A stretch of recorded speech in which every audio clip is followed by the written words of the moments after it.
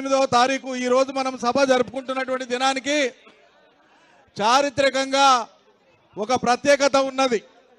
సరిగ్గా 11 ఏళ్ల క్రితం కేసీఆర్ గారి సుదీర్ఘమైనటువంటి 14 ఏళ్ల పోరాట ఫలితంగా ఆనాడు పార్లమెంటులో తెలంగాణ కోసం బిల్లు పాస్ అయినటువంటి ఒక చారిత్రాత్మక దినం నాడు ఇవాళ ఆమన్గల్లో రైతుల నిరసన దీక్ష చేస్తున్నాం. మనం ఆనాడు అందరం కూడా ఉద్విగ్నమైనటువంటి క్షణాలతో కళ్ళల్లో సుడులు తిరిగినటువంటి నీళ్ల సన్నివేశంలో పార్లమెంటులో ప్రజల ఆకాంక్షను నెరవేర్చుకున్నటువంటి సుదినం. దురదృష్టవశాత్తు 11 ఏళ్ల తర్వాత ఈరోజు పచ్చబడ్డటువంటి తెలంగాణలో పచ్చబడ్డ పాలమూరులో రైతులు నిరసన దీక్ష చేయడం, రైతులు ధర్నాలకు దిగడం అనేటువంటిది ఇవాళ మనం జీర్ణించుకోవాలనేటువంటి అంశం. పచ్చబడ్డ పాలమూరుకు కారణం కేసీఆర్ అయితే పాలమూరు బిడ్డనని చెప్పుకునేటువంటి ముఖ్యమంత్రి రేవంత్ రెడ్డి 33 సార్లు విదేశాలకు పోనికే టైం ఉంది, 33 సార్లు ఢిల్లీకి పోనికే టైం ఉంది, అనేక సార్లు విదేశాలకు పోనికే టైం ఉంది. కానీ ఈ పాలమూరు ప్రజల కోసం ఉద్దేశించినటువంటి పాలమూరు రంగారెడ్డి ప్రాజెక్టు కేసీఆర్ 90% పూర్తి చేసినటువంటి ఆ ప్రాజెక్టును సందర్శించడానికి కానీ సమీక్షించడానికి కానీ సమయం లేదు. తెలంగాణ వచ్చిన వెంటనే 2015 జూన్ 11 నాడు పాలమూరు రంగారెడ్డికి శంకుస్థాపన చేసి 12.5 లక్షల ఎకరాల సాగునీళ్లు మొదలుపెట్టినటువంటి ఒక మహా జలయజ్ఞానికి శ్రీకారం చుట్టింది కేసీఆర్. ఆనాడు 24,500 ఎకరాల భూమిని సేకరించి చరిత్ర సృష్టించింది. 5 రిజర్వాయర్లు, 4 పంపింగ్ స్టేషన్లను పూర్తి చేసింది. 34,000 కోట్ల రూపాయలను ఖర్చు చేసింది.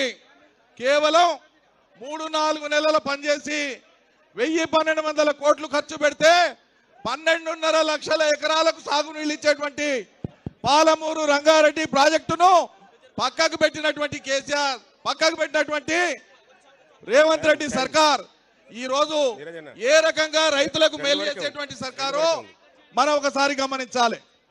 ఈ జిల్లా మీద ప్రేమ లేదు, ఈ ప్రజల మీద ప్రేమ లేదు, ఈ ప్రాంత ప్రజల కష్టాల మీద సుముఖత లేదు. దేని మీద ఉంది?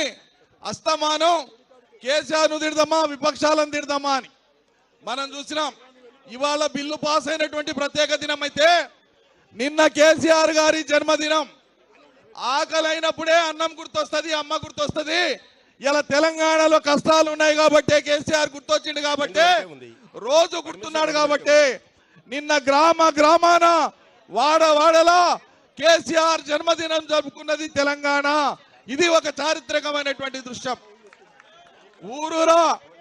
ఊరూరా కేసీఆర్ జన్మదినం జరుపుకునేటువంటి సందర్భంలో ఈయన మహానుభావుడు అంటాడు కేసీఆర్ ఆనవాళ్లు లేకుండా చేస్తాను.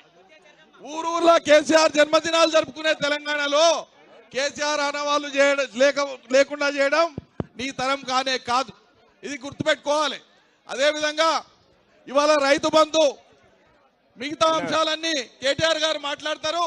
రైతు బంధుకు సంబంధించి నేను ఒక మాట చెప్తాను. కోడిని కోసి ఊరికంతటి కల్పిస్తే ఇంటికో రెక్క వచ్చిందట వెనకడికి ఇవ్వడం. మండలానికి ఒక ఊరికి రైతు బంధు చేస్తున్నా అని చెప్పి ఇలా 3 ఎకరాల లోపు చేసినామని చెప్పి 3 ఎకరాల లోపు కూడా రైతులందరికీ ముట్టలే. వాళ్ళు చెప్పినటువంటి లెక్క ఇదొక్క మాట చెప్పి నేను ముగిస్తా. సర్కారు చెప్పినటువంటి లెక్క 3 ఎకరాల లోపు ఉన్న రైతులకు మేము రైతు బంధు చేసినామని చెప్తున్నారు. ఎంతమంది చెప్తున్నారంటే 58 లక్షల ఎకరాలకు రైతు బంధు ఇచ్చినాం, 3 ఎకరాల లోపు అంటున్నారు. ఇదే 3 ఎకరాలు ఉండేటువంటి రైతులకు కేసీఆర్ సర్కారు 67 లక్షల ఎకరాలకు ఇస్తే 10 లక్షల ఎకరాలు ఎందుకు తగ్గింది 3 ఎకరాల లోపే అని చెప్పి నేను అడుగుతున్నా. రైతుల్ని తగ్గించి, ఎకరాలను తగ్గించి రైతు బంధుని ఎగ్గొట్టేటువంటి ఒక దుర్మార్గ బుద్ధి ఇలా కాంగ్రెస్ సర్కారు చేస్తున్నది. కాబట్టి వీటన్నిటిని గమనించే ఇవాళ రైతులందరూ కూడా పెద్ద ఎత్తున నిరసన చేస్తున్నారు.